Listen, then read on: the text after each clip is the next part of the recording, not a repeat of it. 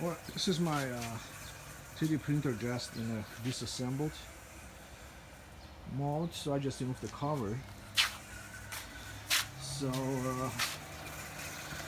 as I said before, I'm using two-step motors here and here. So for the Z-axis, so this one is not powered at all. Okay, so this one is just idling. Okay, but this one powering the whole thing. This is like a two-shaft motor, step motor. You can buy this from Amazon. Just because of this kind of modification, I don't have any more problems with alignment, you know. And of course, with the thick 16mm rods here and here, I get very stable y-axis. But of course, for I'm using the quarter-inch undercarriage, quarter-inch aluminum bed, and a quarter-inch glass actually, and it gives me a lot of stability, and it's peace of mind just to align. Not a problem. As soon as you align, you can just print and print, and sometimes you can actually check it and align it, but not every time. You know, this is actually looks very good. So yeah, this is my NEMA 23 motor with two 10mm belts. So this is actually 10mm. It's not 7. It's a 10mm belt. It's a 10mm belt. So here I'm using the large driver for the NEMA. Long body 23. Long body NEMA 23. Yeah, I'm using solid state relay to control the heat bed and Mosfet to control the nozzle. Okay, so this is additional fan just to cool the board. And pretty much it. So.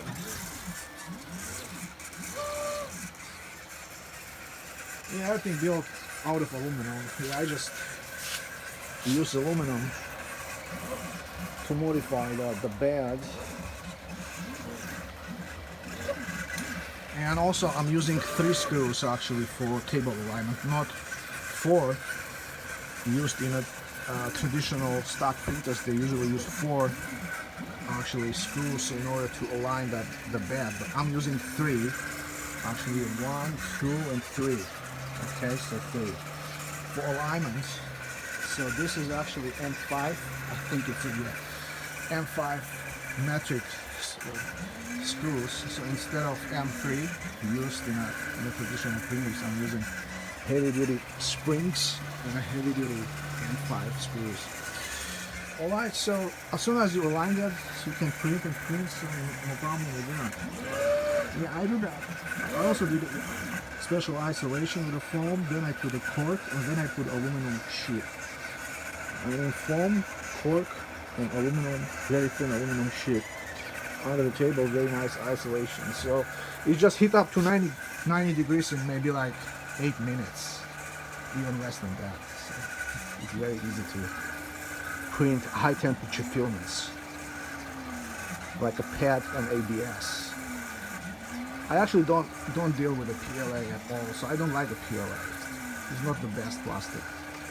Anyway, yeah, an additional power supply for the heat bed, and that's it.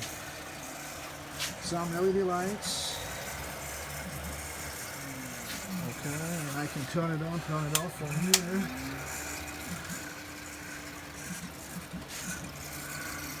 It's a tightening mechanism, big tightening mechanism.